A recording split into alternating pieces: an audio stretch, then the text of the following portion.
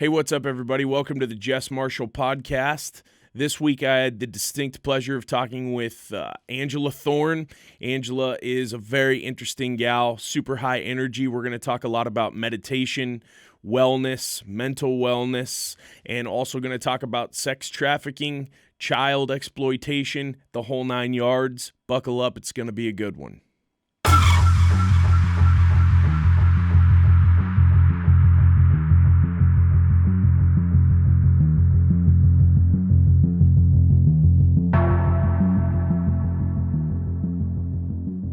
So where are you from? Where'd you grow up? Lubbock. Okay. Right on. Just like Trevor. Yeah. So, Is that where you guys met? You know, to be honest, I have no idea how You I don't met remember? him. No, but it's Lubbock, and That's Lubbock gonna hurt used to his be. feelings. Well, we went to the same school, so I'm Yeah. sure we hung out with the same people. I'm sure you did. I just don't recall us ever interacting until like Facebook was a thing, and we became Facebook friends, and somehow I think I inquired about training with him when he was a personal trainer. Ah, yes. And then we've just stayed Facebook friends since then. And then Was it one of his awesome abs pictures that brought you probably. in? I don't know. No, I think it was trainer? like he went live with Yeah. with the client of his, and I was Cool. like, okay, cool. And I was looking to compete, Right on. do bodybuilding. Yeah. At the time, that was years ago. Right on. So, anyways, I remember that was like the first interaction he and I ever had, and then after that. It wasn't until 2020 he started posting a lot of the QAnon stuff, and I was just really intrigued. And I've never heard of this kind of stuff before. Right. I never really was interested. So that's really what's weird about 2020 is that I have never cared. I stay above politics and anything bad in the world, to be honest. I Yeah. love living in my lovey bubble. Well, maybe that's the best place to live, right? Concentrate on what you have, what you can control, and who you come in contact with. Beyond that, it's kind of like a lot of wasted energy. Yeah, and I've learned that the older. I think once I turned 30, which was not that long ago, is when I learned that. Before then, I would just live in chaos and stress and anxiety and depression and all these things. So it's been this slow awakening process for me to kind of really hone in onto why I like to be in this realm consciously now. Sure. Before it was subconscious. I didn't realize that's who I was, but I'm Gotcha. starting to learn more and more. Like, I'm just that type of human being that is here to spread light.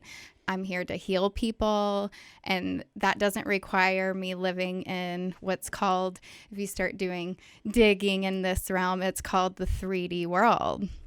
It's very dense. It's like what society wants you to be and live in. It's this conformity box, you know. I'm not meant to be that. Yeah. I'm meant to just float around and Gotcha. la la land and help people. La la land. I like that. Yeah. Well, chaos is. It's a horrible place to live. Sure. In Yeah. chaos. Yeah. And a lot of people don't realize how chaotic everything is, even if it just comes down to your phone. Yeah. I mean, there's Yeah. so much coming at us at all times that it's sometimes it's overwhelming. I don't even think we realize that it's overwhelming, and maybe it just takes that.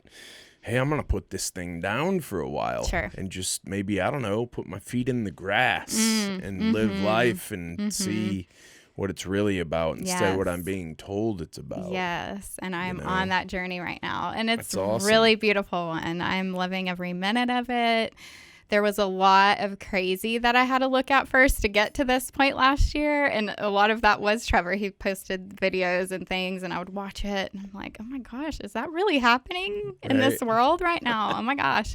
But it took me seeing all that bad to be like, okay, wow, all that's not worth it. So just like you're saying, like, even if it's as simple as not letting this phone control me and like go play with my kids, you know, spend more time on me today instead of distracting myself with scrolling on social media. You know, what can I do productive today? You know, can I create something new? Can I, you know, reach this goal that I've been having for so long, or whatever? You know, it can be so many different things. Absolutely. How many kids do you have? 2.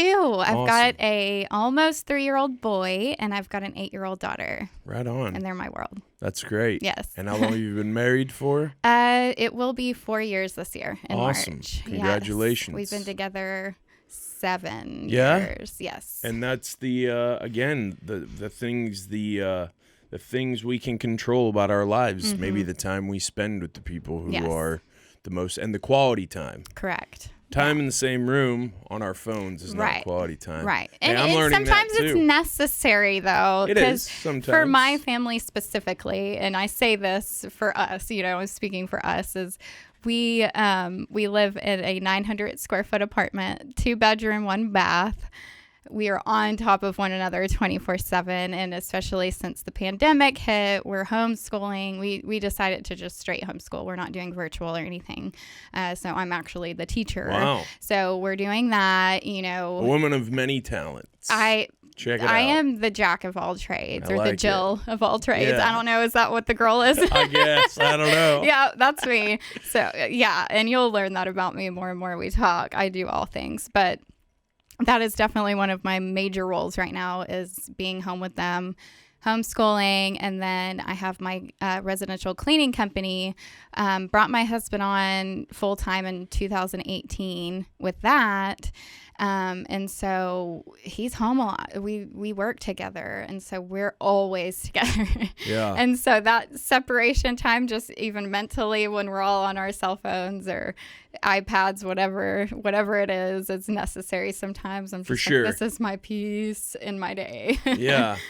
What's it like making your living with your significant other? What's that like? We love it. We have days where we drive each other crazy, but for the most part, we really enjoy it. We like being able to have the flexibility to do whatever we want to do, really. And that's the main thing. Like, we had to learn what it is we were even trying to accomplish with this company. Because at first I thought I wanted to grow it into this multi-million-dollar cleaning company and sell it. And I had all these dreams, franchise it out even. And I wrote all that out. Like, I have an actual business plan for a franchise.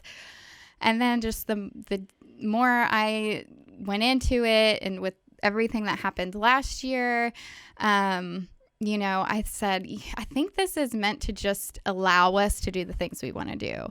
I don't think we need to do much more than what we're doing with it now. We're at a comfortable pace where we can both handle it, just he and I. We don't have employees or anything like that.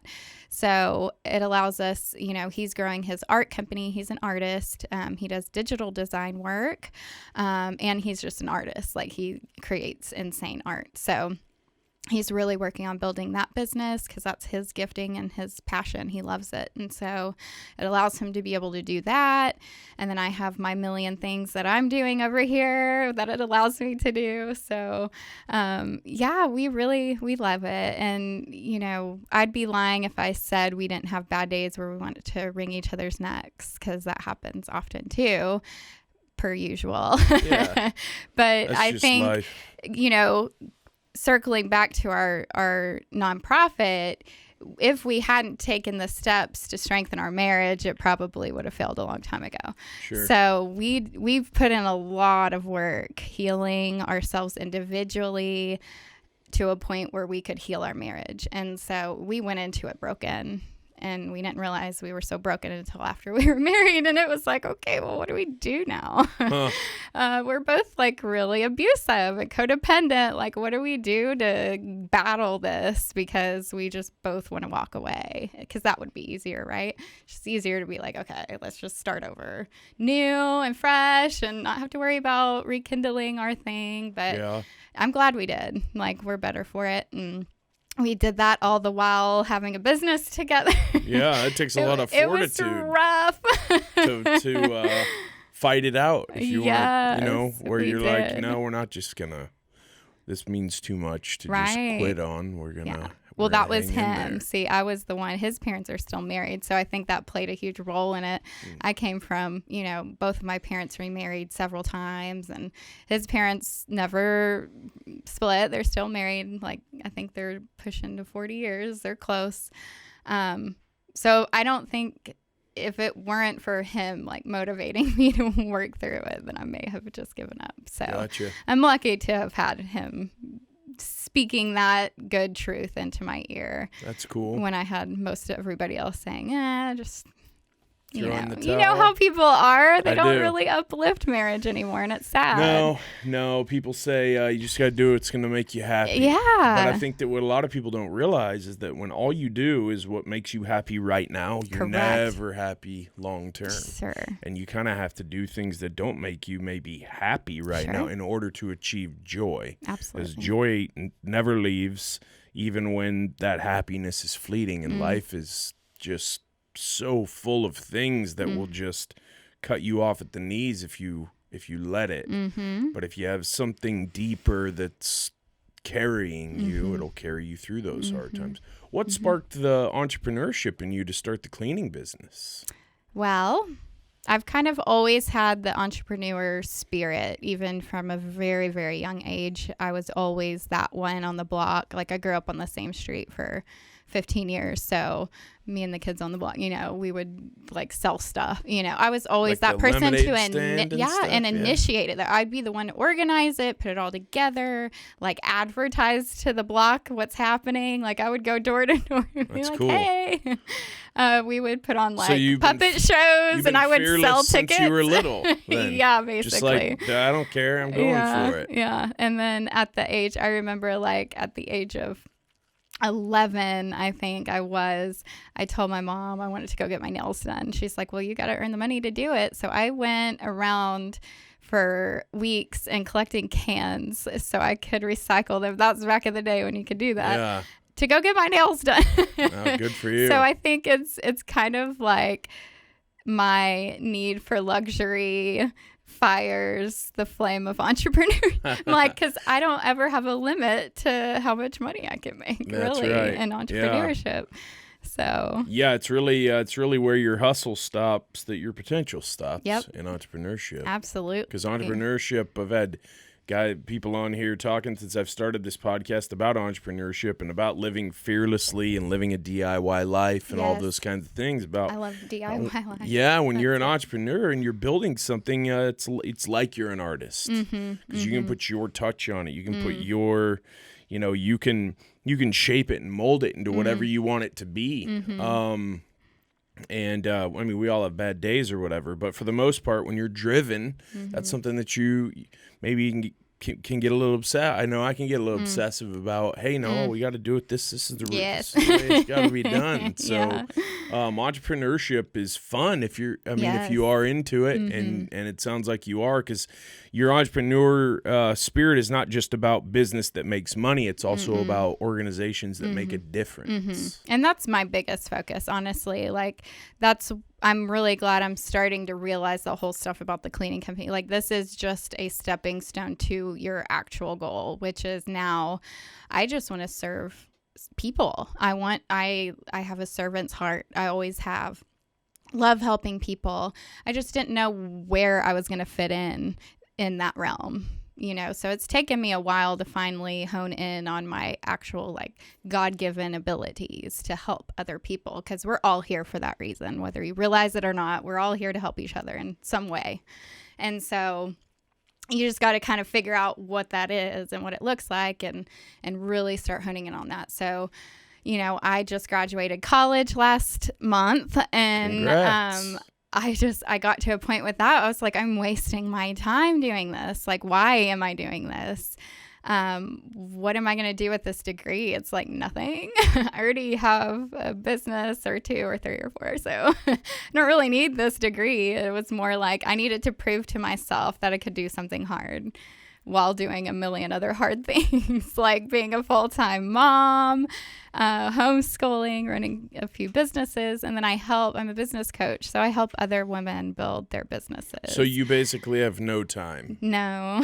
None of this foreign thing that I hear people talk about called spare time. Yeah. None of that. And I'm trying to get better at filling that spare time with something that's going to fill my cup back up. So that's something I'm being really intentional about this year, is really filling in that time with either something that's serving myself or getting me to my ultimate goal, which is, working solely in the mission and helping people wherever that fits in at the time. Right now, that's helping women heal and come out of abusive situations. Yeah. And the your passion for that, helping people, especially women, heal and come out of abusive situations and negative things, does that come from something in your past that Absolutely that's spurred that on? Absolutely. I think true healers have to go through all the heartache first to be able to truly heal people. I deeply believe that within my spirit. Like, I know that. While I was going through all this stuff, I didn't, and it felt awful, I have so many different abusive situations that I've been through, whether it was me observing it happening to my mother or me turning around and dating guys just like that who were abusive to me, whether it be verbal, mental, physical, I've experienced it all, unfortunately. And so, I can put myself in their shoes, and I know how it feels internally every step of the way, from just leaving something like that to healed. And I do feel like I am healed from that part of my life. And so that feels really, I feel very blessed for that, because not many women get to say that. So, was there a time in your life when you just had to say, man, these things that have happened to me, I'm just going to have to face them, and I'm going to have to do some hard work? At the end of 2018, I can remember the day that I felt that something click. I was at rock bottom. I think that's kind of what it is. Like, I think sometimes for people like me who are so hard-headed, we got to learn the hard way every time kind of people. That's me. And so, I hit rock bottom 2018. We had spent the whole year fighting my daughter's biological father in court for full custody, because she, went through some sexual abuse stuff in his home, not by him, but in his home. So I was in the beginning of that, when we first found out, it was January 2018. I was 6 months pregnant with my son, maybe a little more than that, 7 months pregnant. I had an awful pregnancy. I was always so stressed out, very depressed. It was just a very bad time for me that year. And so amongst all that, taking my daughter to therapy sessions and in and out of court, and then dealing with a rough pregnancy where I got put on bed rest several times. And then I had him early, and then he was born with a metabolic disorder. So we were in the hospital with him, just watching him go through so much trauma with needles and tests and this and that, and them not knowing what's wrong with him. And it was just a helpless year. It was just like, kick me while I'm down. Right. And then, of course, our marriage was taking a toll, because, of course, like, when all that's going on, it's so hard to keep your head above water. So that took a toll. And then I just remember we went to our last court hearing against her bio dad, and I lost. And it was just defeating. And I went home that night, and I don't know, I woke up from a dream, and I made this vow to myself. I said, I'm done with this. Like, I'm done with allowing this world to tear me down. Like, I'm just so done. I'm going to get emotional. I do that all the time. You're good. So don't worry. I'm a crier. So no worries. It's just it's my truth. And so it makes me emotional. So, well, you're a real person. I am. There I am aren't very that many real. of those out here. I am very real, and I am very open to sharing that realness. And so I just have to warn people, because I don't want you to start freaking, especially a bunch of men. They're like, oh no, girls crying. No, you're good. I have sisters. Oh yeah, you did say that. So, yes. So anyways, I just remember that was this pivotal time in my life where I was like, screw this. I'm tired of living like a victim. And I didn't have that language yet, but that's really what was happening. Like, the world was happening to me. Why me? That mentality is so toxic. Oh, it's so toxic. And I'm just so glad to be on the other side of that victimized mindset. And so it's toxic, and it's pervasive, because there's a lot of this last year has taken some people who were big-time overcomers and made them into complete victims. Right? I lost my business. I did this. I did this. I got sick. This happened. And it's just if you let it, it will run you over. Sure. whether you want to call it doubt it's a or cancer negativity in itself. or just whatever it is. And so deciding this is life's no longer going to happen to me is it's a big decision. Yeah. And the biggest decision that I made was making amends with her dad. And that was the first step that I took, because that was the first logical thing in my head at that time, was just like, okay, what's the thing causing me the most stress in my life right now? It was that situation. And I was like, why do we need lawyers and judges and things like that telling us how to resolve this issue? Why was that my initial knee-jerk reaction? Like, why did I feel like I needed that in order to just make amends and move on with our lives? Because that was, the court was holding us back from just moving on from what happened. And so, yeah, I just... $10,000 later, I'm like, hey, I'm done with court. What about you? And he was like, yeah, I am too. Like, are you serious? He like thought I was going crazy. Kind of maybe was. But anyway, so sometimes madness drives you to be sane. For sure. So anyhow, yeah, and we made amends, and it was like the best 3 months like after that. And I started this program called Celebrate Recovery. I don't know if you're familiar with it. I've heard of it. It's I think really amazing. I think it's a great stepping stone if you're looking for a healing journey. So it really assists people into digging into their past to heal old and brokenness from your past. It really does. So it helps you find where these attachments came from, where these habits came from, and breaking toxic cycles so you can move on with your life.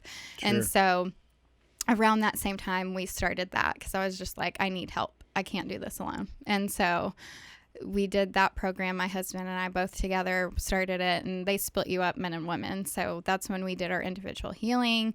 They do this thing called a step study. It's very similar to NA or AA 12-step program. It's the same concept, but they tie it in with a spiritual, biblical rather. Sure. They tie it in with biblical references, scripture, and things like that. So, excuse me. So that lasted like 13 months. So it was a very intensive program. But I think, we're better for it, clearly. So the one thing that I would like to see out of something like that is like the next step, because you keep going back every week and repeating this negative thing that you struggle with. Like, you literally every time you speak, you have to introduce yourself and say what you're struggling with. And I hate that. Yeah. Like, that's so negative in my head. I'm like, okay, well, I can just change my language a little bit and say I'm a survivor of, or I've overcame blah, whatever. Changing your language is something positive instead of constantly bringing your mind back down to that low vibration of negativity. Anyhow, so that's the only qualm that I have with it now, going back, after the fact. I'm just like, I would really like to see that. So that's kind of where one of the things where we went into our mission. I'm like, well, why couldn't we do that? Why can't we be that next step? Sure. So that kind of tied into that. So, but yeah, that's kind of how 2018 ended. And then just this huge healing journey came to fruition after that. Yeah. So it's like peeling layers off an onion. I'm sure. Was that healing journey where you found meditation and the advantages of that and how much it can help, and kind of walk us through how important that is to you? Sure. I love that. No, it's interesting just to kind of, when I do a bird's eye view of my life, all these puzzle pieces are finally coming. Oh, okay. Well, that's why I did that. And that's why I did that. And it's all coming together now. But no, like back in 2012 is when I found yoga and Pilates and Tai Chi. I know that's like a weird thing. Like, Western people do not do Tai Chi, but it is amazing. It is incredible, teaching how to slow down. But anyhow, that's when I found that and became obsessed. I've taken I think 2 full years of yoga and Pilates on a collegiate level. I could probably be a master instructor if I wanted to. I might revisit that soon because it's kind of something I'm exploring right now because I would love to do that. So no, that's when I figured out all that. So I've been practicing meditation and yoga and Pilates since 2012. The importance of it, in my opinion, I think the healing journey through the STEP study and through Celebrate Recovery finally allowed my spirit to be truly free to understand the benefits of all that, if that makes any sense. Yeah. I've been practicing all these years, but it was just that. It was practice for now. Now I'm like tapping into this crazy ability of what meditation does. And it's so cool. Like finally that I'm discovering all these amazing things. And the main thing is just connecting to God or source, some people say, or higher being, higher self, whatever you want to call it. Yeah. Religions call it so many different things. Yeah, they do. But it's pure source. It's a pure source energy that is God. That's what it is for me. And when you're in a true meditative state, you connect with that on a level that is just English words can't describe it. Like it is just this overwhelming joy. That joy, how you described it, that is when you're fully connected, is you just feel this true warmth, like it is a physical thing. Bright white light comes over you and you can actually see that and feel it. And you can't describe it any other way but pure joy, pure bliss, and that's truly what meditation is for. Now there's so many things and tools you can throw in there to help with everything else in life pretty much. You can have very intentional meditations, guided meditations that help you set goals, intentions, trying to get over something like trauma. You can have somebody guide you through that. It's almost like a hypnosis, I guess you would call it, but not really because I'm not trained, but it's similar to that, guided meditations, that is. So there's so many benefits to it. If anything, it prolongs your life. It is a science thing. If you don't believe me, you can go find all kinds of things on it. Something happens to your brain when you clear it of all thought. Just something incredible happens where we just start accessing subconscious parts of our brain, that part of our brain that we don't typically access. 10% of our brain is all we use. But when you meditate, you start accessing all that unused brain. So it can keep you from getting Alzheimer's, dementia, all those things that are killing us nowadays. What would you say to someone who's super driven and they would say, I just don't have time to meditate? Right. Yeah. Could you incentivize them to give it a try by saying, hey, check this out. What if you just gave it, say, 7 minutes in the morning and 7 minutes at night, and you worked on it? You might find that you will become even more productive than you ever have been because you're allowing your mind to actually maybe take a rest and then, like you just talked about, access these different points that you've never, whether it's idea and thought centers that you've never really, because you've always, if you are a doer and you're always checking things off the list, you're operating at a very fight or flight. It's all what's coming at you right now is what you're knocking down. Do you think could you say that to say a hard driving entrepreneur, like, hey, if you would just try this, I think it could actually help you be more effective? Is that a fair thing to say? It's the very first thing that I teach when I start doing business coaching. Okay. That's the very first thing I tackle. I don't talk about, hey, what's your business? What's your plans with? No, I say, hey, let's teach you how to be mindful. Because that's going to be your biggest advantage in this world, is knowing how to set an intention and make it happen. And that happens when you meditate. What do the biggest critics say right back to you? What's the first thing they say? I think nobody really responds in a negative way or anything like that. I think the biggest obstacle is getting them to actually do it. people, like you said, people are busy and distracted. And so it's just going to take I can't force anybody to do anything. I can plant the seeds all day long. And I tell that to clients as well. It's like, I can give this information to you all day, every day, but it's going to take you to change yourself. It's going to take you to take that step to achieve those things. So I might have to give a lot of pep talks, but I never had anybody straight up say like, what you're saying is bogus. Yeah. I've never had that. The best way to get somebody started if they've never meditated, but because if you've never meditated, right, and you go, say even just complete silence, and you just try to meditate for 5 minutes, the first time you try to do that, it's not a simple thing to do. What do you advise people to do? Go on something guided to get them started, just to kind of get them rolling with the training wheels, and then start taking those off down the line, or how do you advise them? Yeah, I highly advise guided meditations. I still do them. I think for me personally, and people like me, type A, busy goer, doers, whatever you call them. Yeah.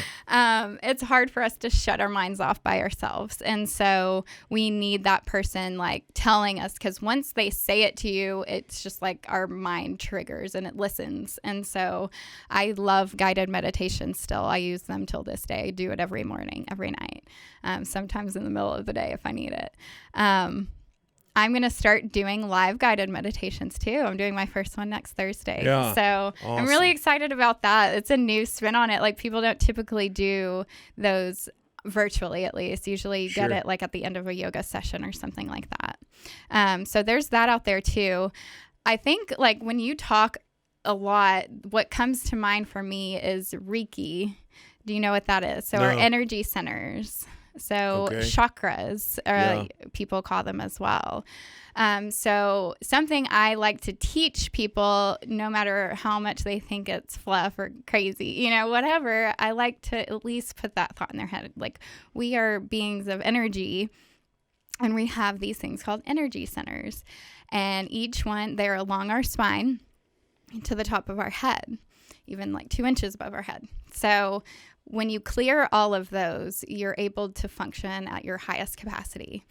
And there's steps. There's Reiki healers out there. Reiki masters are like the highest level of people that help you unblock your energy centers. And you mentioned that, so I'm shocked you don't know what that is. So I have, I don't meditate as much as I need to, but I have meditated for a few years and been very. Have you ever read the book Siddhartha? So I know some of these energy center type. I'm not a yoga guy. I'm a rugby guy. So I have very limited knowledge about the technical terms of it, but I do know that there are people who have completely changed their own lives just by taking on meditation as a daily practice. And I think what needs to happen in conjunction with meditation is mantras. A lot of people forget that part. And you go over to, I don't know, wherever they practice Buddhism, right. That's India. what they do. Yeah, India. That's where they really find their power, is mantras. Yeah. And so I am constantly doing mantra work. There's a lot of albums out there that make mantras into a song, which I'm really into because I love music. And it sticks in my head more as a song than if it was just words being spoken to me. So what mantras do is basically trains your subconscious to think positively. And so it's a repetitive practice. And so you say a phrase like, it can be as simple as I love myself. I love myself. And you just say this over and over and over and over. You're eventually going to rewire your neuropaths to think that way. I love myself, right? Yeah. It's powerful. So this can be with any statement, but I am statements are the most powerful. So I am going to become a millionaire. Right. Hey, you say that mantra to yourself over and over. I guarantee you will. You'll find a way. Yeah. It'll just happen. It's like, it's manifestation is kind of what it is. Are gratitude mantras part of that? Oh, yeah, absolutely. I tell people all the time, and I think I'm preaching to myself more than I am to anybody else, that that the path to happiness is gratitude. Because if all you focus on is what you don't have or what's going wrong, then it's completely reinforcing those negative neural pathways. Right. Are we just born with those? Is that, man, the struggle of being born? Is the labor pains? Slave. What gets us operating for the most part from such a fear base, just as humans? I know that's a packed question. Well, okay, so for instance, no, I love this question. I can tackle this. I'm a collision athlete. Ryan told you I like to talk about my injuries and my operations. When you are competing at a high level, for me, fear was a greater motivator. Fear of either losing my position to someone who was working harder than me, or fear that my opposition was working harder, so we were going to lose. That was a stronger motive. That got me out of bed at 4 a.m, not just so polarity. I'm going to be all I can be. I need to be against this, and competitive drive. Yeah. But that's very fear based. Yeah. For sure. So then you carry that over when your athletic career is over, and then you carry that into business. Sure. Well, if I don't work hard, I'm going to wake up tomorrow, I'm going to have bad reviews on my Google site, or I'm going to have this, or I'm going to have a loose client. So then it's fear over and over and over. And as much as you want to stay positive, if you're just so if you change that, and you change your Reiki, and you clear your energy out, are you going to lose your edge? You're not going to lose that competitive edge. So, quite possibly, actually, to be honest with you, I think, and anytime I speak, I'm speaking for myself. You know what happened within me, because I am extremely competitive too. I love competing. I can't say that I do anymore. It's just a completely different realm to live in once you have this greater understanding that we are all the freaking same. Like, we are all the same. We're all here for the same purpose. And so why compete? Like, why do I need to compete with anybody else? There's no need for it. However, are we born with that? No, we are taught that instantly from birth, like from consumerism. It's everything we're consuming is teaching us that we need to be divided in some way, some way, some form. And we saw that intensify in 2020, and I think we're going to continue to see that narrative play out for the next 8 years. Because it's so effective. It is effective to keep the human race under control. And it's going to go real deep with that concept. But, it's just, that is how they divide and conquer. That's just what it is. And unfortunately, within society, government, religion, it's just, that's what it does. It divides us, and then ultimately allows us to continue to be a slave-driven race. Yeah. Especially, slaves to materialism more than anything, right? Consumerism, just everything we consume. What can I get? What's the next thing that I can buy that's going to make me happy? And then a lot of times people find that once they've attained that item, it doesn't do anything. Correct. Because they don't have any real joy or real happiness inside. Your meditation practice, you've been working on that for like 8 years? I have. And I haven't really come into that, like I was saying, until I've been actively doing it again since, I would say March of last year when pandemic hit in the beginning, and we were forced to be inside and whatever. I had to do something to start getting out of my own head, kind of thing. And those rabbit holes that I went down, I really, on a grand scheme of things, like, I have no idea what led me back here, but it's just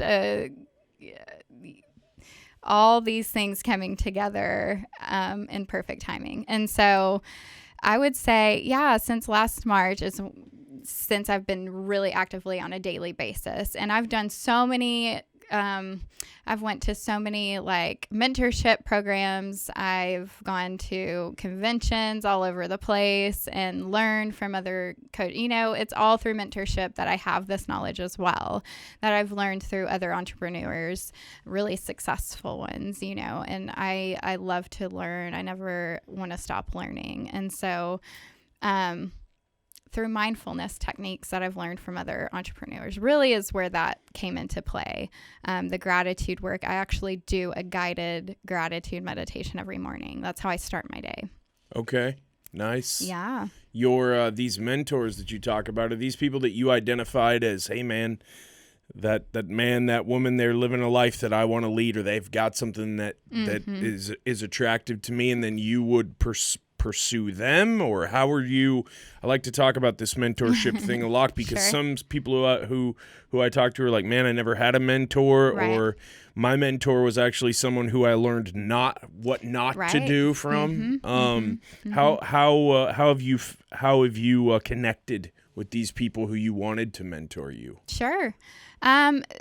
Various different levels. So I could tell you that I see a holistic nutritionist, and he is a wealth of knowledge. Like, he knows all things health. And so I just go to him for my personal health, supplements, and he does a lot of that energy healing and things like that as well. I could see him as a mentor because I learned so much from him about my physical health, right? My mental health.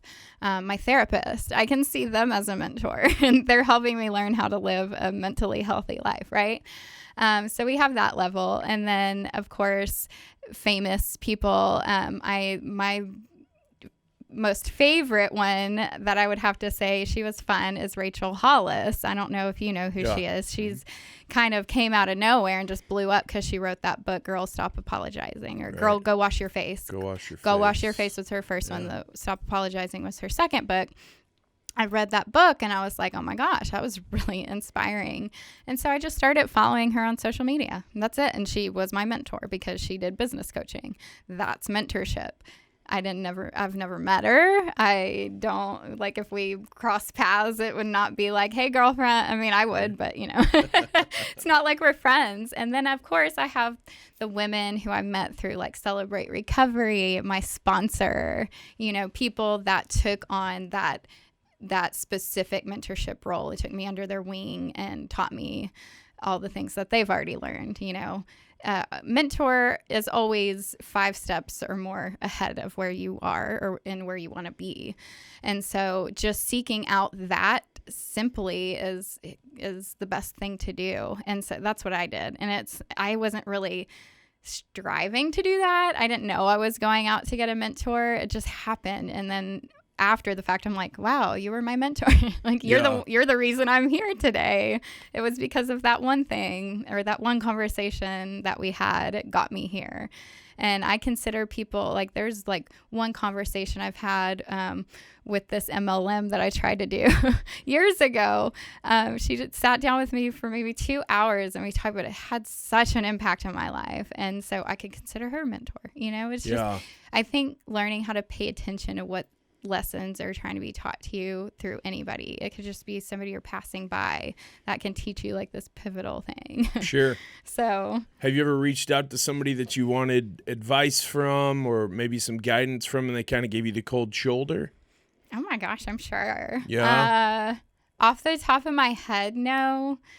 I mean, back in my, like, when I was the hoodlum, because I was before, maybe back in those days, but I don't think I was asking for help back then. So since I've been on this new path, this new journey, no. I think, I don't know if it's just me and the aura that I carry, but I have a very welcoming personality. So people typically don't have a hard time like just sitting down with me and talking. So I don't know.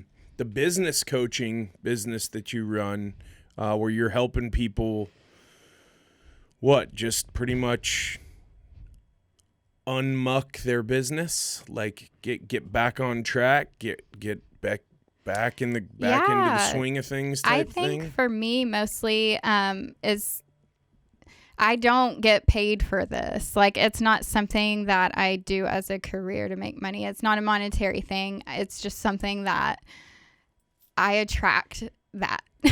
It sounds so weird, but for instance, yesterday I was at a place called Naturally Rooted where I'm from, and they have like health beds. I don't know how to describe, like cryotherapy. Mm-hmm. They've got something called a Hocket bed that I go to every week. So anyways, I was in there and an old friend was like, "Is that Angela?" And I went over there and I business coached him for 30 minutes. We just had a conversation, but he's trying to start up a business and he knows that I know a lot about that. So it's just instances like that people just approach me and ask me, and I'm not going to be like, "Oh, well, I'm going to charge you this and that." I just help them. And so the people that I've coached were startups. So I can't say that I've ever helped somebody get out of a bad place and try to revamp their business. However, I would love to do that as well. If it presented itself, I would know what to do. So been there, done that many times with my business. So, and with my college background, I went to school for business and accounting and marketing. So I know a lot on a book level. I learned all the things, but a personal level too. So mainly startups. I love startups. I love being creative. Like you said in the very beginning, it's an art in itself, being able to brand a company. So my husband and I were actually talking about it yesterday about like maybe teaming up and doing this branding thing. But, helping people brand their companies. But I don't know if it's for me, but yeah, I like it. It's just, that's the entrepreneur brain in me. I'm just like, okay, no more startups for myself. For other people. So startups are fun. I love helping people break free of corporate world. That's like the main thing. I love helping people find freedom. No doubt. Did you have any background in the corporate world before you kind of started moving on and doing your own thing? Always been hustling for yourself. For the most part, I was in the service industry for many years, pretty much from the time I was able to work to when I met my husband. We actually met in the service industry. So that was back in 2014. And then I moved up the ladder in the service industry. So I got up to like general management position. That's kind of the furthest you can go before you're the owner of the restaurant. And so got there, was really unsatisfied, working way too many hours. So, I mean, I guess you can consider that corporate, whatever. I was under the demand of somebody else's say. Yeah. So, and then I went to work for a mom and pop glass shop in Mansfield, and actually learned a lot from them too. And I pretty much helped run their business. And that's where I learned a lot of my technical skills with small business ownership. Yeah. And so I took a lot of that knowledge and started my own. And then it was just learning as I went, because I knew nothing about the cleaning industry. So random. Yeah. Just gotta get it right, and then do it again. And repeat. Basically. Yeah. I learned the hard way, and I read a lot of books. I took a lot of classes online just to learn, and never stopped learning. That service industry, because I'm in service construction contracting, is very stressful. And it's also very competitive. How do you in this new way you live your life, where you're living in a flow, everyone's connected, right? We're all the same. You said that about 10 minutes ago.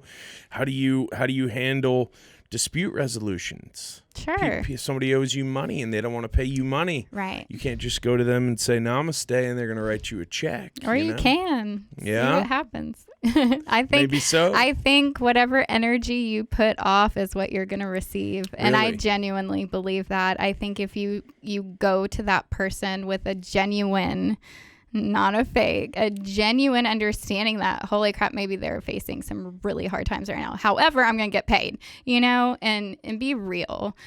Be real about it.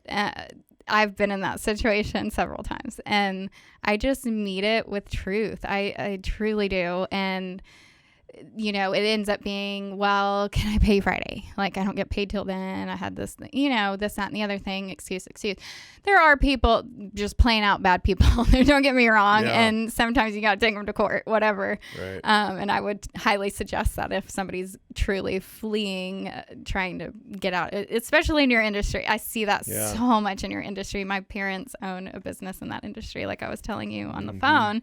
But yeah, it's crazy. There's a lot of corruption in your industry, unfortunately, with people and contractors and things like that. So for me and what I'm doing, I'm serving people's homes that they live in. So they know I know where they live. Kind of thing, and it's like they can't really get out of it. Right. Yeah. I mean, they could, I guess, but I never. There was a time where just somebody wasn't paying, and so you know, I had to just go to their house, knock on the door, and it took that. And they're like, that's when that scenario was like, okay, well, Friday. Yeah. Okay, whatever, and they paid. So I think that's good advice, though. The energy, maybe the energy that you bring to the interchange is the energy you're gonna get back. So if you're there and you have panic. You know, on your countenance, right? or you're just mad. Anger is one of the most negative emotions we can hold. And it puts off such a nasty feeling, even when you're around it. Like, I cannot stand being around angry people, and I know when I'm in the presence of it. I can feel it. It's like a pressure. It's like nails on a chalkboard almost, but you can't identify it. You're just like, why does it feel gross in this room, right? You just know it's there. That's what I'm talking about. Like, when you bring that around other people, it's going to make them act weird and instantly make that go off in them. So I think when you're able to identify that you're doing that and calming down, doing the simple steps of like deep breaths or meditating, whatever, there's the simple, okay, let me bring that down a few notches, and then, okay, let's meet it with a clear head. Like, and stern is okay. Like, that's not what I'm talking about. I'm talking about just ridding yourself of that negative vibe. So the being around angry people, that's something you had to deal with when you were growing up. So is it kind of like a trigger when you're around that when you're in an environment where somebody's got that disposition about them? I was the youngest of 4, and so my brothers were awful. They're mean, and you know, I mean, I don't know. Anger, my husband deals with anger a lot. I think when I speak into anger, I'm attaching it to that. Mostly I hate when he's mad, so I can feel it, but I feel that way with anybody.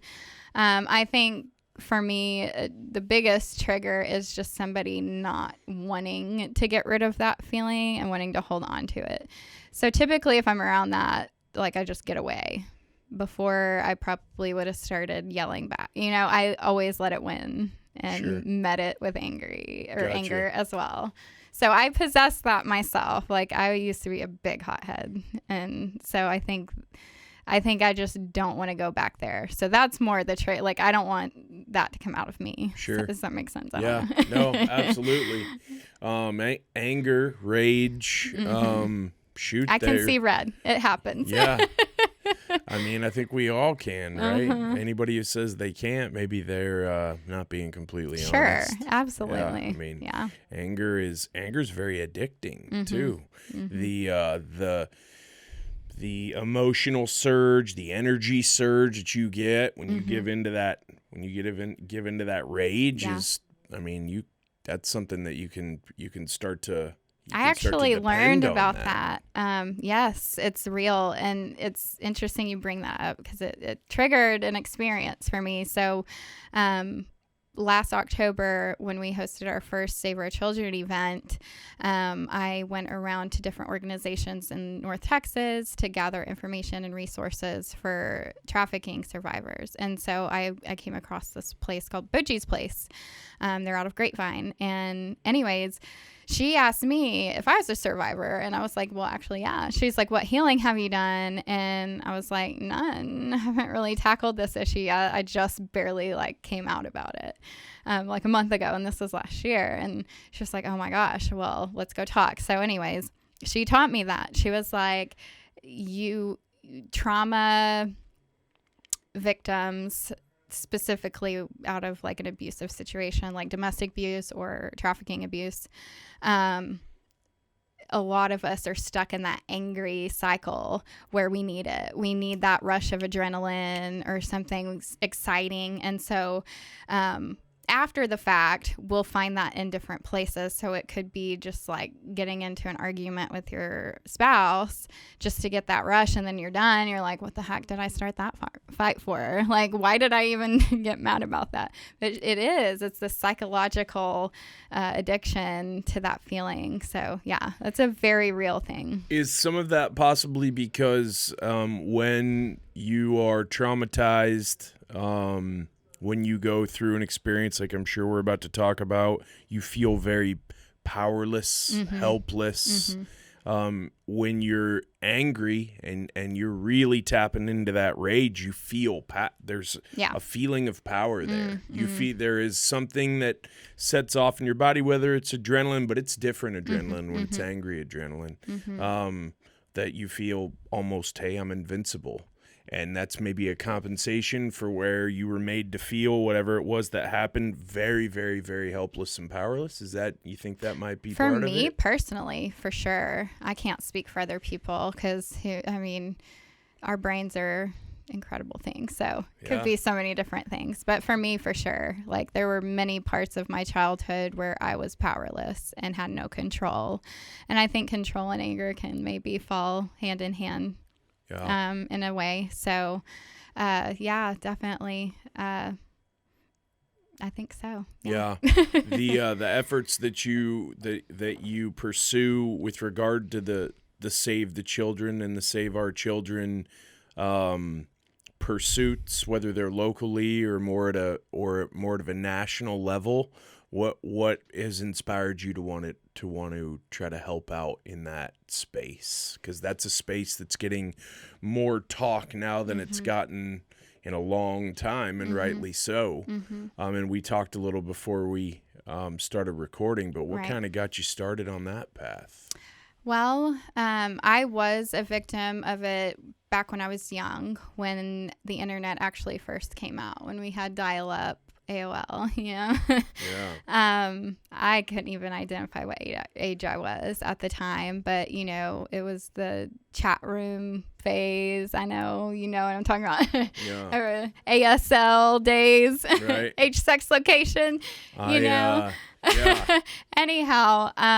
back in that day, I was actually, young. My parents both worked. I was home alone a lot, or my brothers were the ones watching me, but they were off doing whatever. So I was alone a lot, and I explored the internet like most kids do when they're left alone.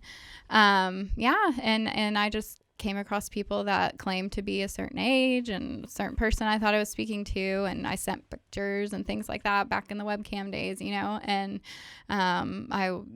they sold it, and they told me, and they started blackmailing me and saying, like, my dad's a police officer, very well known in Lubbock. He just retired. So he served for 40 plus years for the LPD. So of course, like, I was scared shitless. And so of course I didn't stop. And so, eventually that died off. And then again, and that was young. That was I want to say my parents hadn't divorced yet. I don't remember. It was definitely before 10. And then around 14, my mom moved, and I was big mama's girl.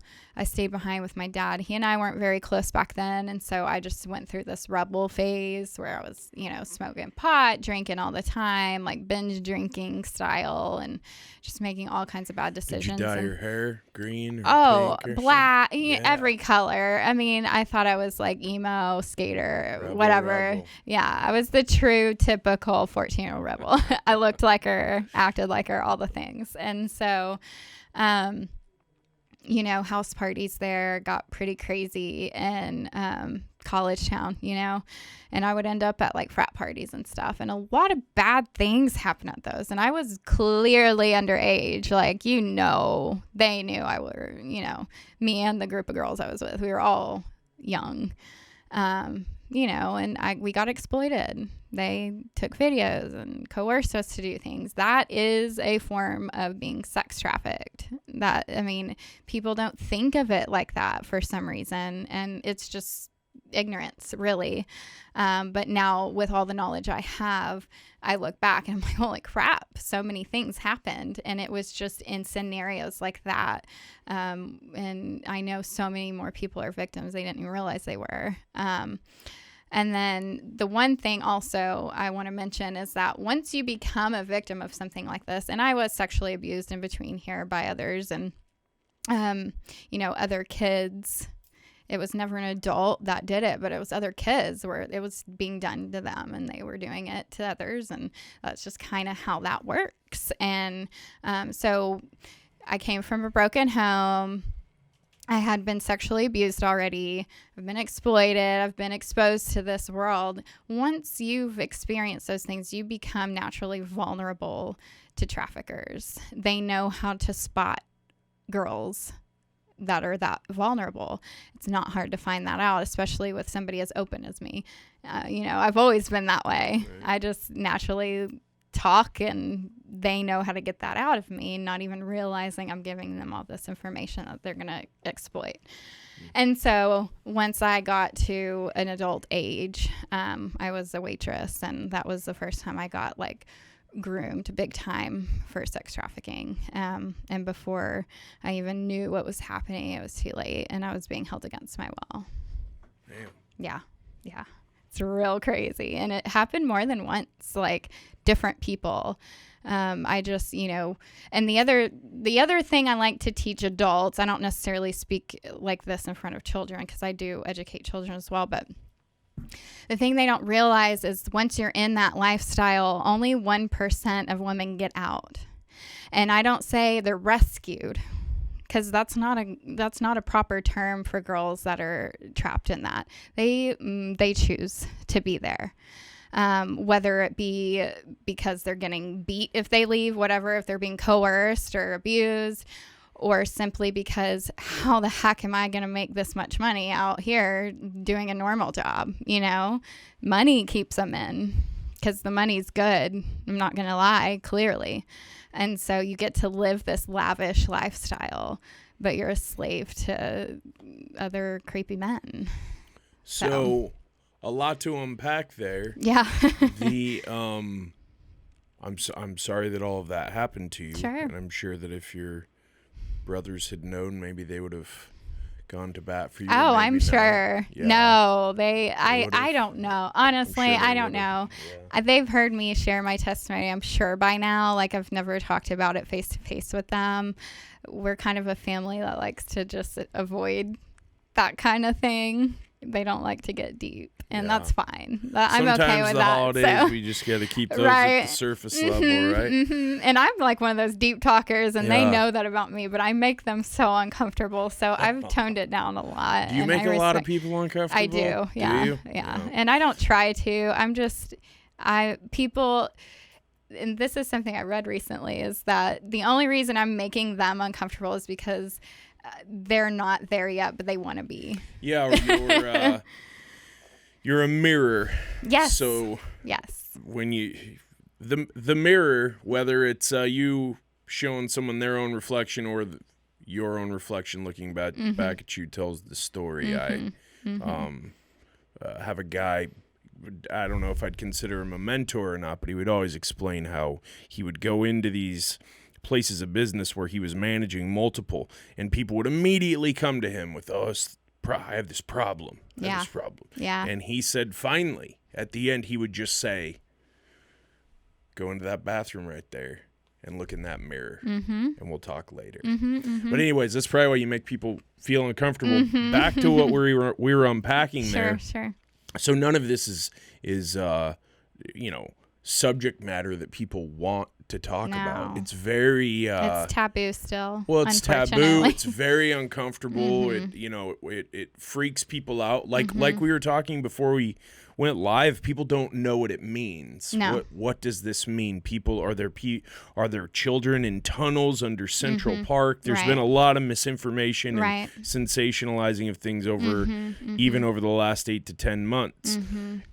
Are there things that can be done at a macro level, at a high level, that would put the kibosh on this fast, or is most of what has to happen very, very micro, and it's, hey, if you see something, say something, and don't let your sister walk to the car alone, or this or what? I mean, to me, the lowest common denominator here is the internet. Yeah. And big tech could do a lot to just absolutely stamp out a lot of what fuels all of this, I think. But I'm uneducated. I don't know anything about this except what I read and some of the you're onto surface something. level, research that I do. What are your thoughts?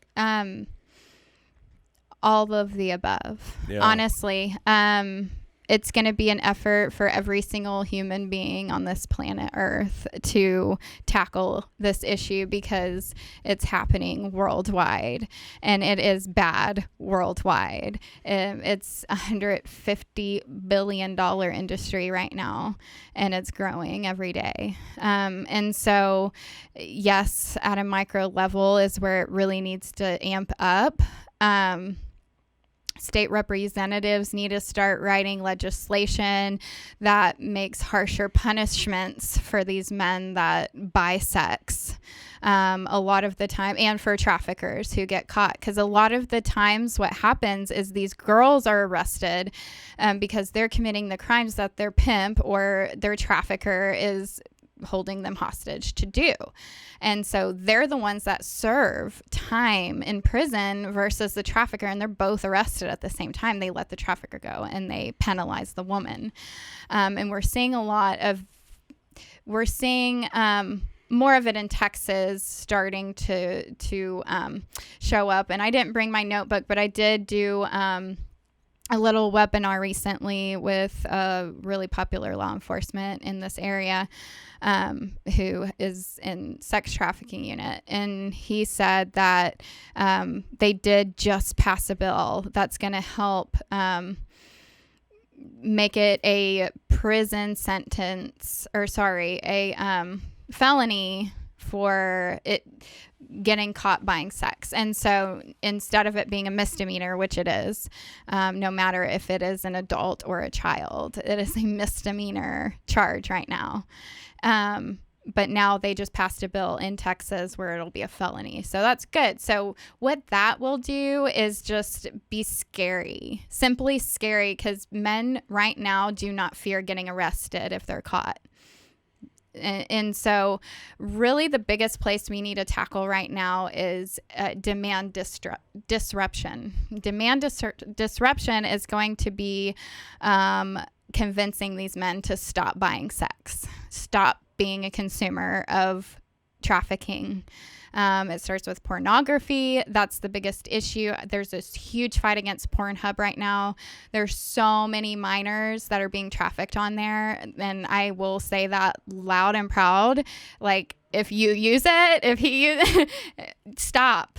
Stop consuming this crap, because it is feeding into it. It's just funding it in a big industry. Picture. And these women are finally starting to get the courage to come forward and be like, yeah, I was 12 and I was being trafficked on Pornhub. Like, solely, I was trafficked on Pornhub. Yeah. Do you know who Michaela Peterson is? Jordan Peterson's daughter? Maybe. Well, I'm not good with names. Jordan Peterson's been on the Joe Rogan show many times, and he's a psych professor, a Canadian psych professor. He doesn't do that anymore. He mostly just podcasts. But his daughter does as well. Yeah, she's started a new series here in the last 2 weeks, having people on with diverging opinions about, it's about Pornhub specifically. Right. There's a huge downfall of it happening right now. Lots of people weighing in. What about and I'm not probably even going to put this all in the proper terminology, but there have been high level, even female politicians talking about decriminalizing sex work. So if you get arrested for it, instead of getting a felony, you get a misdemeanor. And I do understand that the supply exists where there is a demand. Right. So you have to stop There's the demand. more demand than supply right now. And Right. so what's going to happen when that occurs? They're going to start breaking the law, like by stealing people to sell them. Right. Right? Okay. Yeah. So that's why the demand disruption is the should be the sole focus right now. Like, how can we disrupt that part of it? So this comes down to dudes not being creeps. Basically, but it comes from a society standpoint. Men are programmed from birth to view a lot of this as okay, and the excuse is, oh, he's just being a man. And it can come simply down to like not speaking a certain way to women. Stop joking about their boobs. Stop making crude jokes and finding that humorous. Stop posting these comedy clips on social media that's like trying to lighten children being exposed to a grown man's penis. Like, this is just something that was sent to me by my siblings. We're in this group chat. Yeah. And they sent this, and it's supposed to be called comedy and humor. I'm like, this is sick. Like, why is this funny to you guys? And it's just like, they don't know. There's celebrities making light of things that blows my mind. Right. And that's a big way to disrupt the demand, is starting to change the way we we interact with one another. It's very simple. Like, stop finding these things funny. Let's change that narrative and start respecting women. Yeah. It's that simple. Absolutely. Did you see there's a toy, a children's toy. LOL. I think it's called the troll doll. Yeah, the tickle one. Right. Yeah, I saw all those. So there's things. My daughter has all of them, and so I was able to confirm that most of them were pretty crazy. And so what the F is going on there? Yeah, they took him off answer for that. The people that have the energy to fight it, and that might be. That's flaunting. Beating a dead horse. Is it not? Just flaunting. Just like, just going to put it right out in front of you and normalize this. Yeah, that goes into that group of people that's trying to normalize pedophilia. So that Netflix, Netflix show that a bunch of people quit Netflix over about young cheerleaders too. The dancers. Same stuff. I forget the name of it, but yeah. Cuties, yeah. Right? Yeah. Yeah. I did a bunch of reading last night so that I didn't come on here and not sound educated about it. It's just hard to know what's true and what's not true. That's the biggest issue right now. Are there people disappearing off this? There was a bunch of news articles posted yesterday about 30 children being found in L.A., I believe. This was like awesome. At 3 o'clock in the afternoon. But are kids disappearing off the streets left, right, and center? I mean, is that... No. Is that, know what I'm saying? So it's hard to know. I can speak into that. So I know a lot about that, that realm, what the truth is behind that. And it's extremely rare that you're going to find that kids are just disappearing off the streets. I could pull it up in my phone right now, but it's not that relevant. But there is a high percentage of children that are rescued from being trafficked who were in the care of the government. So they're orphans, essentially. They're in foster care, CPS, etc., who are submitted into that because our system is very corrupt.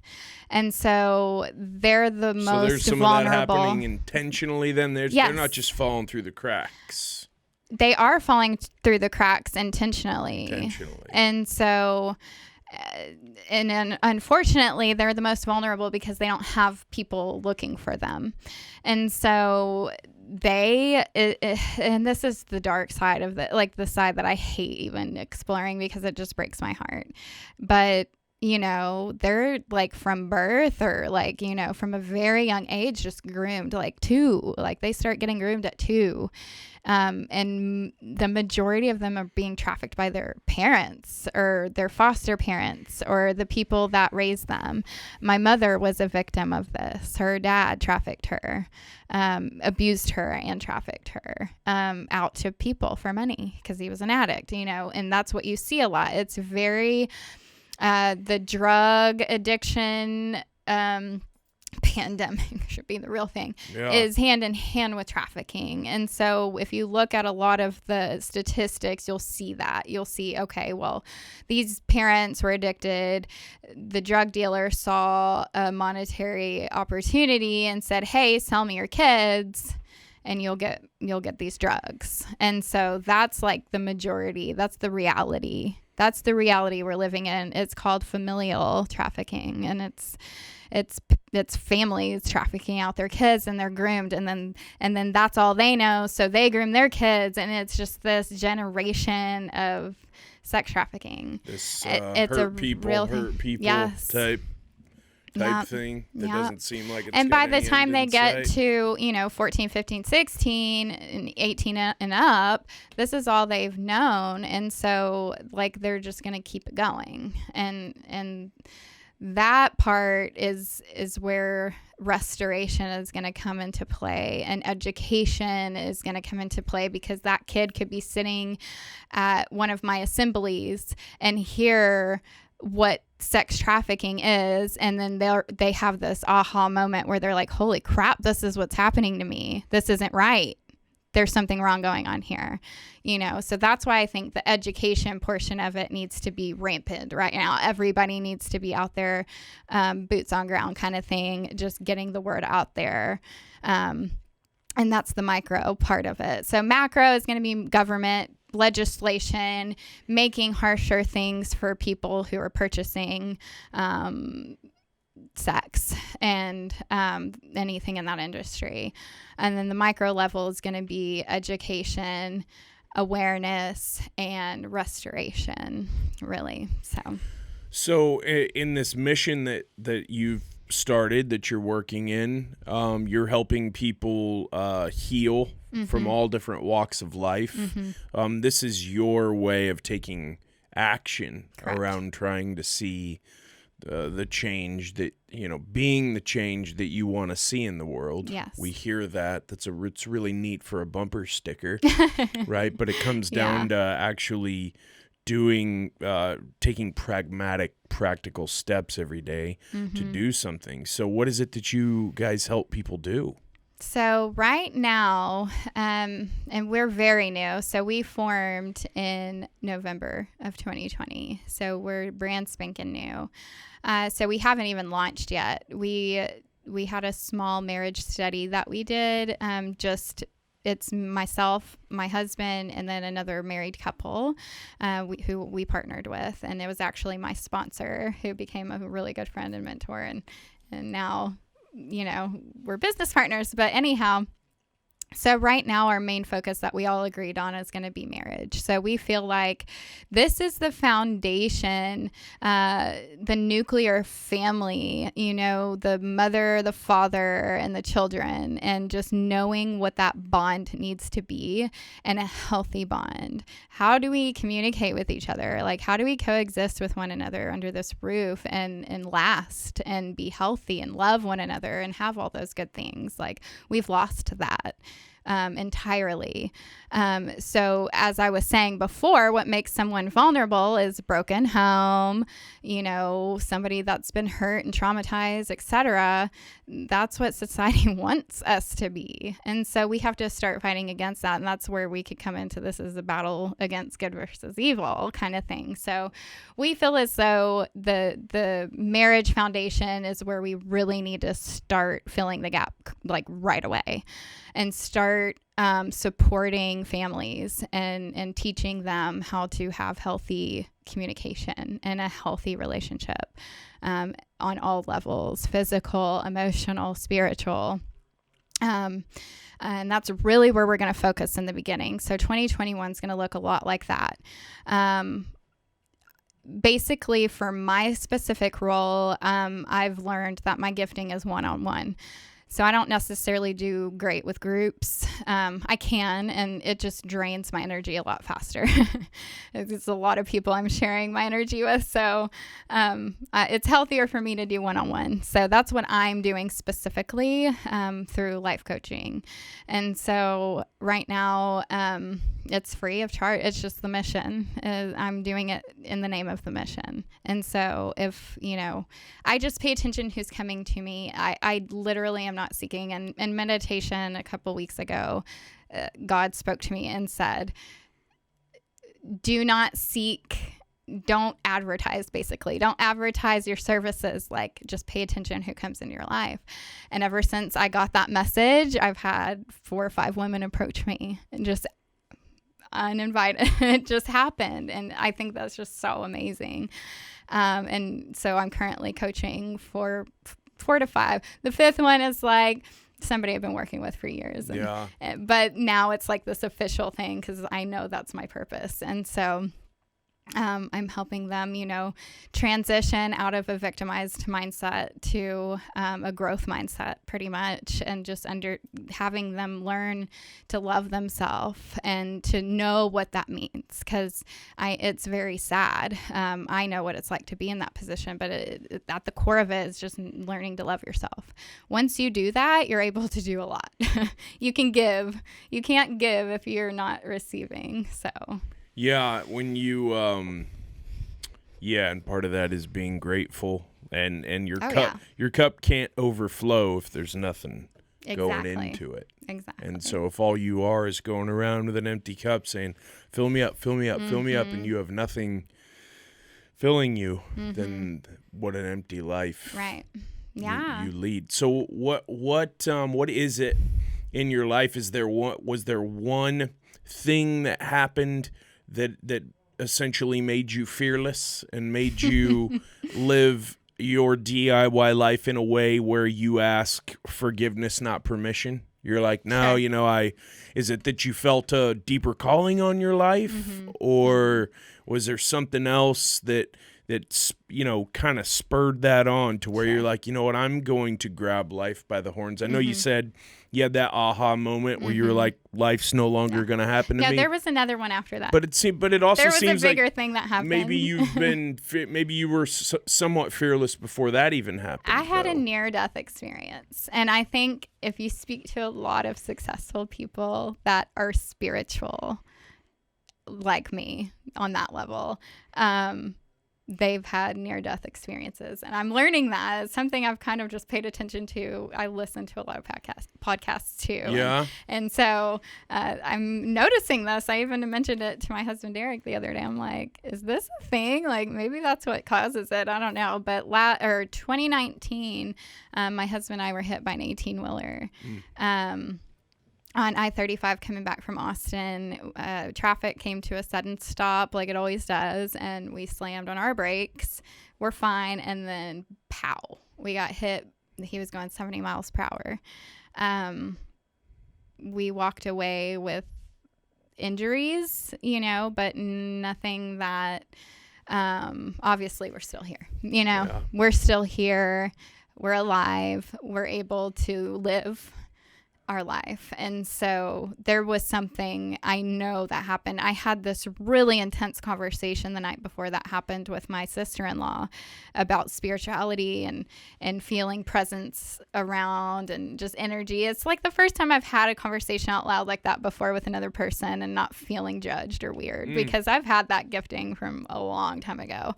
But I've always known, like, hey, I'm communicating with like a higher thing that I don't know.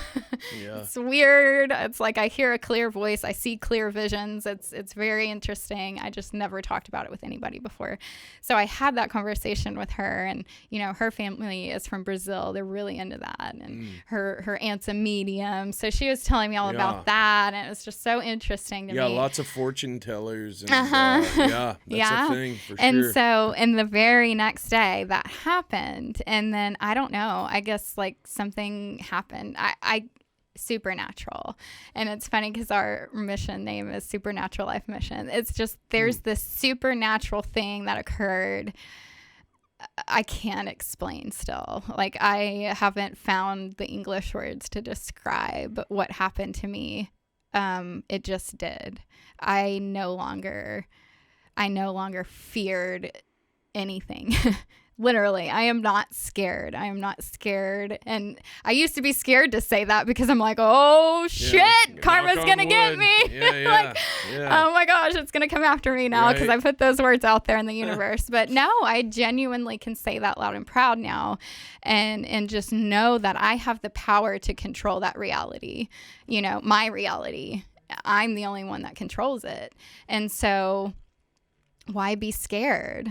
Why be scared when I can, like, all these sayings and morals that we learn through religion, like you can do all things through Christ, right? But you can do all things through your own self. Like, you can go within and manifest, like all those things I was saying before. You can set your trajectory if you want to, or you can just stay conformed and live the life society wants you to. But yeah. Your trajectory comes down to what you do every day. So if you just sit around and play Fortnite, right, and pray to Jesus, I don't know how much good is going to happen in your life. But if you get out there and it takes action, for sure, then that's where do you feel like you want to see your mission 5 or 7 or 10 years from now? Oh gosh, in terms of like we have a big vision. That we've all collaborated on, and, big vision is to have a building of some sort, house of worship, you could call it, where we gather in community. We share our, loving spirit with one another, and we connect, and we fill all the gaps that we can on a micro community level.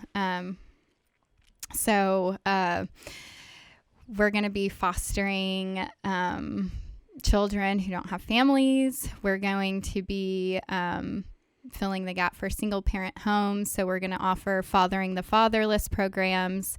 We're going to be offering financial programs to teach people how to budget and how to save money and how to invest their money. We're going to teach people simple living life skills, cooking, cleaning, staying organized, how to do a calendar, how to make appointments, how to apply for college, things all like that. So we're going to do all kinds of things like that. And then, of course, I'm going to continue educating, hopefully more than just my community. Goal is to go on like tour with some type of speaking gig. I don't know. We haven't really explored that too much, but I do have a vision of me and other fearless women. And that's why I love your saying, other fearless women and men that go out and just build up people in many different areas. Yeah, there's so much. The lowest common denominator right now, no matter where you turn, whether it's just any channel you click through on TV or social media, is fear. Tear you down, make you feel dependent. It's not common that you're saying, hey, we're here to build you up. We're here to give you positive encouragement. We're here to strengthen you. We're here to make you feel like you can stand on your own 2 feet. You mentioned that you met Trevor back when you were looking to compete in bodybuilding and stuff like that. Physical strength, wellness, nutrition, all of those have such a big impact on mental health, on the way you feel. Gut health is directly attributable to mental it's health. Its whole universe in itself down there. Yeah, and you talked about your holistic doctor being one of your mentors. Is that nutrition thing something that you're going to that you also want to help absolutely coach people with, help people with? Yeah, so my partners in the mission, Angela is her name as well, Angela and David, they already have a personal training business that they would love to merge with this one. So eventually we'll be definitely teaching all that stuff as well. Not me directly, but, we'll have that as a part of the program as well. Our saying is mind, body, spirit. So it all has to coexist, and you have to work at all aspects of our being, and that is definitely a huge one, and something I am a huge advocate for as well. I did many years of nutrition in school. I've explored so many different things. I was in school for 10 years and I graduate with an associate's. That will tell you. I've learned you have a lot of all interests. the things. I do. That's important. I love knowledge. I really do. I love learning. And I love learning things that are important to me. And so nutrition was one of those. And it was when I was really into physical health and working out and how to get my body cut is really what I wanted to learn how to do. But I learned a lot of things out of it. And the main thing, I woke up in that realm with how bad our food industry, our water industry, everything, our beauty products, our toiletry products, everything, they're just all tainted. It's just so bad. And I don't want to this be a huge truth bomb to freak people out, because I'm so far away from putting fear. True. But it is. And if you really are interested in living a holistic approach to life, you have to start looking at those things and learning how to detox your life. And here I am drinking an energy drink, but it is one of the cleanest ones on the market, and you better believe I've researched. Yeah. The importance of self-care. I mean, it's just been such a weird year because everything, all of the edicts that come down from the mountain, from the people who know what they're talking about, have seemed to be, every month they've all changed. Sure. So it's like you... but it's never go outside, get some exercise, eat good food, drink a lot of water, get sleep. It's never that. Get exercise. Oh, well, you need to go get this vaccine. Right. Dare I say that? Yeah. You say whatever you want. I'm sure as hell not getting it. So, yeah. I mean, and it's that. It's pushing pharma, of course. And they're all a monopoly. The food industry, the pharma, big tech, all of them are in cahoots with each other. So, yeah. if you were to give people advice about, because do your own research. That's a big absolutely. buzz. That's a big buzz phrase right now. But what does that mean? Where can people go to do their own research about what to eat or drink that's healthy, and how to meditate, how to care for themselves in a more proactive way, so that life does, they don't, I think a lot of people feel so powerless because this pandemic arrived on our shores and it ruined our economy and it sent us all inside. And some of us have been out every day. I've left my house every single day since the pandemic started, on purpose. Sure. Because I refuse to live in fear of anything. Yeah. But I think it's about, at a grassroots level, trying to pass that along to people where, hey, your attitude, my attitude, and people come into contact with us, they're like, well, I don't understand how you're not afraid.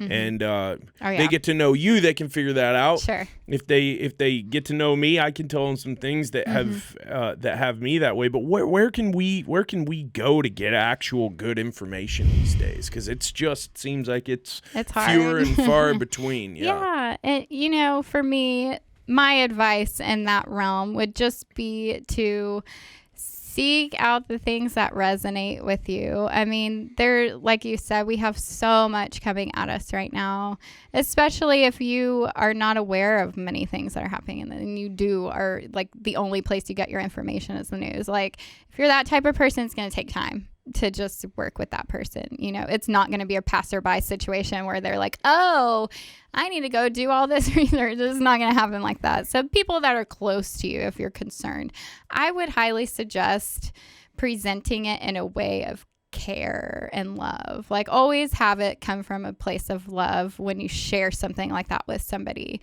And so, and always in a way that it's I'm not trying to make a decision for you. I always encourage people to use your own discernment and always do what resonates with you, because what resonates with me is not going to be what resonates with the next person.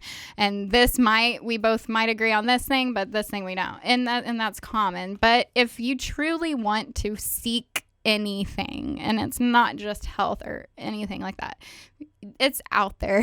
It's out there. You just gotta want to find that. Right. So it's really the intention. Most people don't want to know the truth. A lot of people prefer being ignorant. The truth is hard. It is. It's a tough pill to swallow. Jack Nicholson said it once. You can't handle the truth. Right. Yeah. And in most cases, that's true. And as an individual that is aware, you just have to find comfort in yourself and knowing that not everybody, especially your loved ones, are not going to wake up in this lifetime. Like, it's just not going to happen. And so you got to learn how to change your perspective and not getting pissed off about that, because it's so easy to let that divide you from other people, especially people that want to believe in the vaccine and want to believe in the government and want to believe in all these things that society wants us to believe in and allow to control us, right? But who are we to tell this person that they're doing it wrong? Totally agree. You seem to live your life in a way, though, where you're the salt and the light. So people are around you and they're attracted to what you have, then they're gonna. Sure. And you said that that you heard a voice tell you that. Mm-hmm. Don't go Right. after, but wait to attract. Do you Yeah. feel like your level of discernment and your attachment with energy and being able to tell and being able to see through and see the truth has been heightened as your meditation practice has Absolutely. increased? Yeah. Like almost to a level where I'm like, maybe I need to tone it down a little bit, because So it's like it a gets superpower freaky. now? Yeah. Yeah. I mean, it can be seen as that. And Hollywood loves to glamorize these things. Yeah, transcendental meditation and all of Yeah, that. it is a real thing. And but it's not glamorous. It's not like this big flashy thing that happens in the 3D realm, like in our reality, in the Matrix, whatever you want to call it, right? It's not this glamorous thing, but it is this incredible experience that you can have within yourself, right? And then you start noticing, and then it's like, for a very long time, it might feel like coincidence even. It's just like, I know I was thinking that the other day and it's happening now, and that's coincidence. But how many coincidences can you have before you're like, okay, this is really happening? Like, I'm really manifesting things. I'm really thinking about something so hard that it happens, right? Or any telepathy, even being able to speak to people without using words.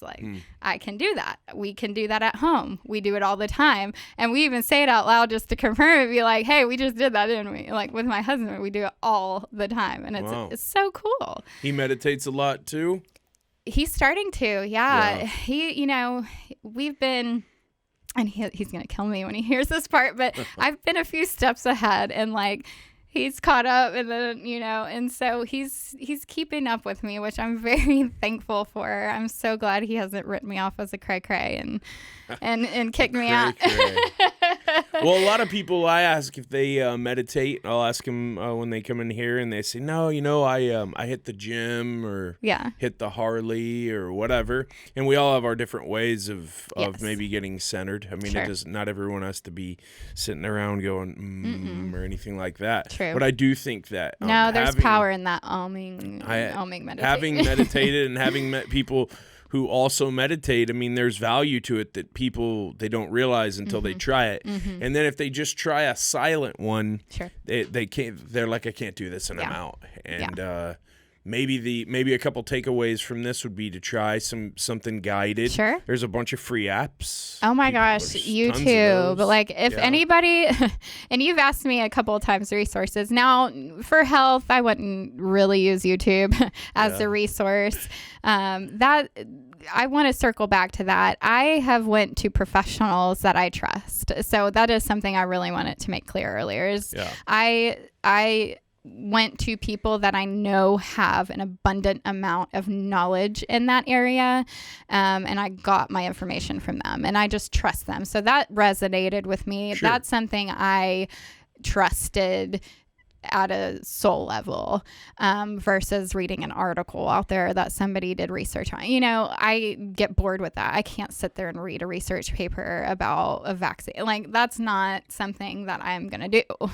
And so that's why I think that's a lot of people. I think a lot of people are like, I'm not going to sit there and research for hours on this one thing. I'm just going to trust somebody to tell me, right? And that's what most people do with the government or CDC or whomever it is, WHO. I'm going to believe them because I want to trust them because I don't want to put in the work to do the research. Oh, yeah, it's all laziness. Right, and I'm lazy too when it comes to that. I don't want to do that either, but I know that I can trust, this specific individual to give me the truth. And so that's what I personally do, again, whatever floats your boat in that area. Sorry.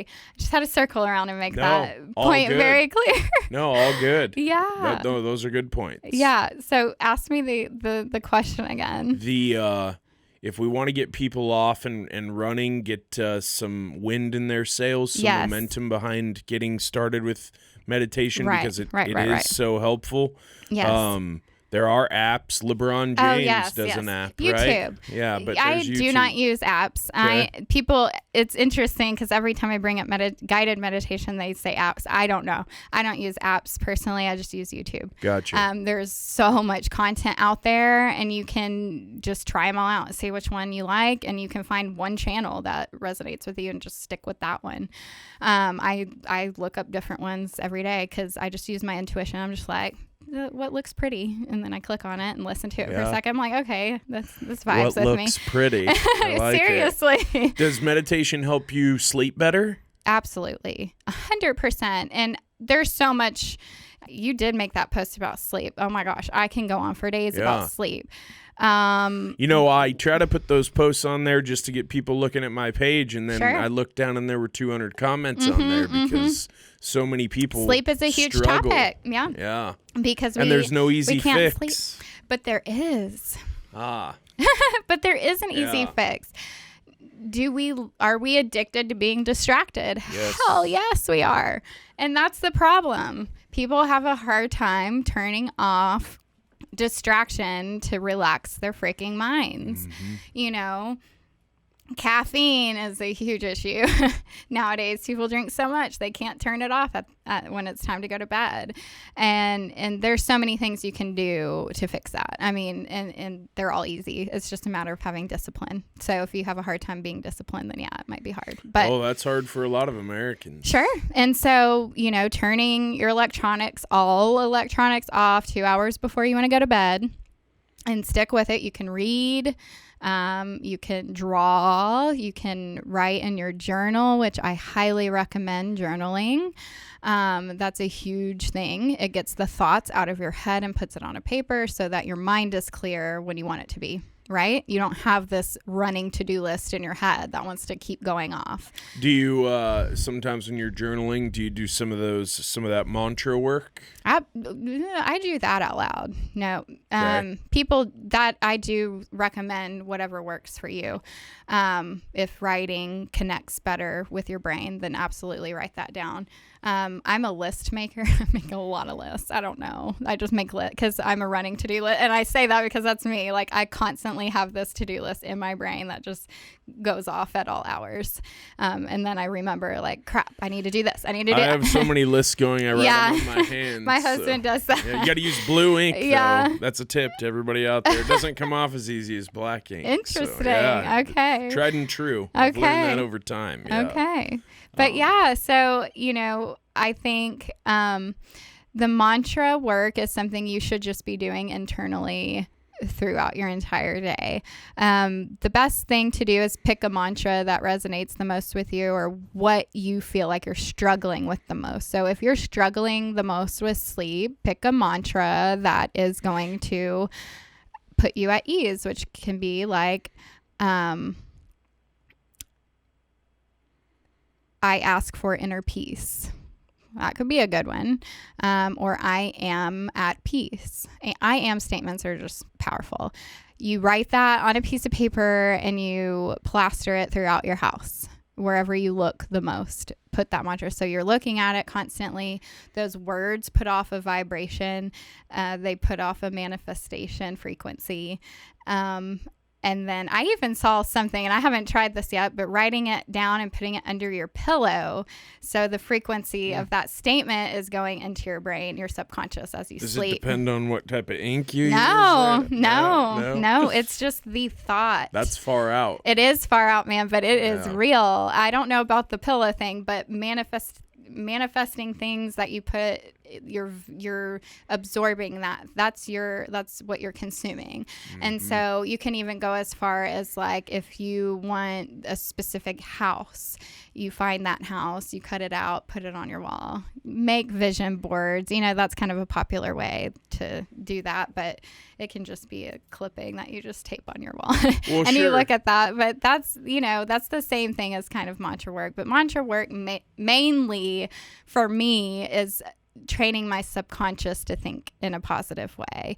And so that can go along with journaling too. Absolutely. Isn't it true, and as a business coach and a life coach, that those people who succeed at the highest level have the best habits and the best routines, and they stick with it, and they are religious about that stuff. Yeah. Athletes we all see on TV, they have these perfect nutrition plans. Tom Brady is 40 something years old. He's going to play in the Super Bowl in 2 weeks, because he doesn't eat nightshades or dairy. He's you know what I'm saying? But I think people don't realize that those high level, high performing people in business or athletics have these other routines, these meditation things, mantra type stuff, the gut health and wellness that lead them to this sense of clarity in their mind, and also the ability to discern and see, if you're in business, being able to tell whether or not somebody's trying to take you for a ride or deceive you or mislead you is very important. It's a very valuable skill. Sometimes you can be blinded to that when you're just in the chaos and the bullets or are you're flying tired, or you didn't eat right that day, or you're dehydrated. All those simple things can fog your discernment for sure. And so I think all of that does play a role in having clarity and being able to access that part of who you are. Because I'd be lying if I said it didn't come in my own personal life that way. I did not reach this until I did that, got my health right, got my mental status right, got my energy right. And then all of a sudden something clicked, and then I just started living in this different timeline. And I swear it's when we got in that accident. I'm like, my timeline shifted that day. Wow, that's crazy. Seriously. It is. And it's just, that's the only way I can explain it. But yeah, I do think all of that has to occur in order. Definitely. I mean, it doesn't have to be perfect. Everybody's going to slip up on the routine eventually. Right. We're human. Yeah, we're human. Yeah, we make mistakes, and we're tired sometimes, and we just, for me, I think it's live on intuition. I'm all about intuitive happenings. Just listen to your body. It speaks to you constantly. Your body is always telling you what it needs. You can choose to ignore it and do what your mind, you're addicted to Burger King or McDonald's, and so you can give in and go do that, but your body's saying, please, no. Right. I promise you, your gut's telling you no. Don't do it. Yeah. But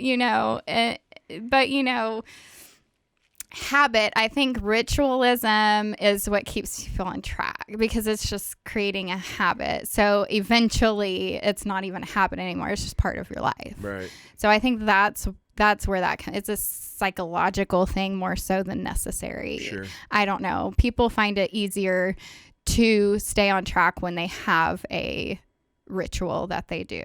Definitely. And I do see that really popular in like the Hollywood status business coaching, the really famous business coaches. They always tell you routine. Yeah, so, that's all Tony Robbins talks about. Yeah, I've listened to him before. Right? Yeah. They all do. Everybody will tell you their way that they do it. Mm-hmm. Do I have one? The only thing that I do religiously every morning is meditate and pray. After that, I take my supplements at a different time every single day. I eat different times every day. It's healthy. I eat healthy, but I listen to my body. I'm just like, I eat when I want to eat. But they're healthy choices. And if I eat something and it doesn't agree with me, I'm like, okay, maybe I don't need to eat that thing. And so, I splurge all the time, like with my diet. But it's in moderation, Yeah. I don't work out religiously.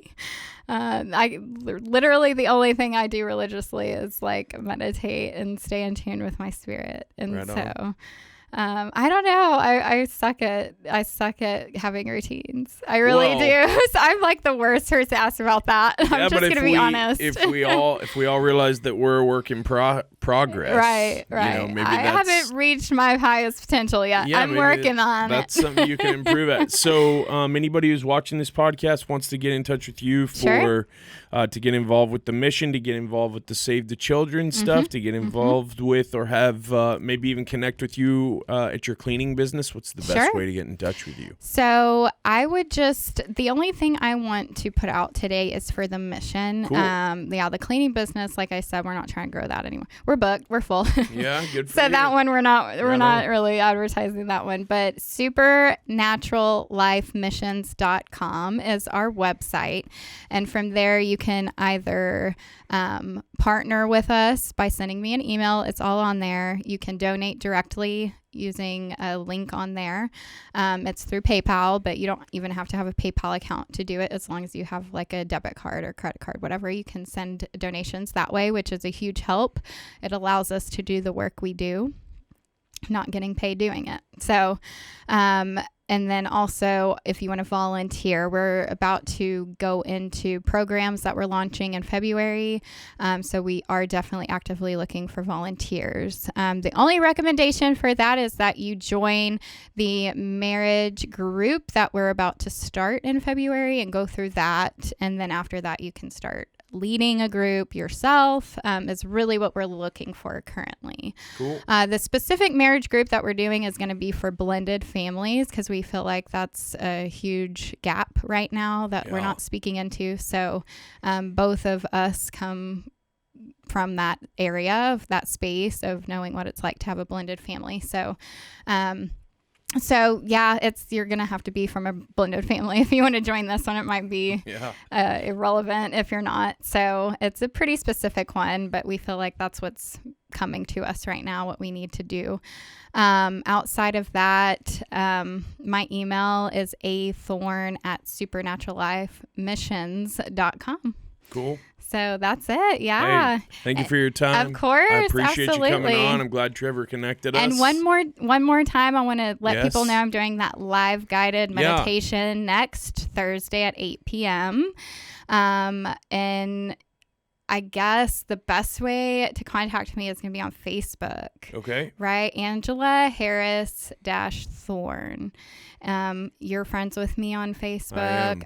If you want to tag it or I will post a link Most to go to my definitely. page, just contact me that way and I can get them the Zoom link. It's awesome. $10. It's only Right on. $10 to join. It'll be an hour and a half fun meditation. Awesome. I'm excited. It's going to be setting positive intentions for February. That's awesome. Yep. Cool. Thank you. Appreciate your time. Awesome. I appreciate you having me. Well, I hope you enjoyed that. Circle back through and get Angela's info if you'd like to contribute to her mission. They're doing some awesome stuff, and those are some good people right there trying to be the change that they want to see in the world, which is what we all need to be. Hope you guys enjoy the podcast. Drop me a note below if you'd like. You can also hit me anytime on Instagram at Jess from the Northwest, or email me anytime live at autographconstruction.com.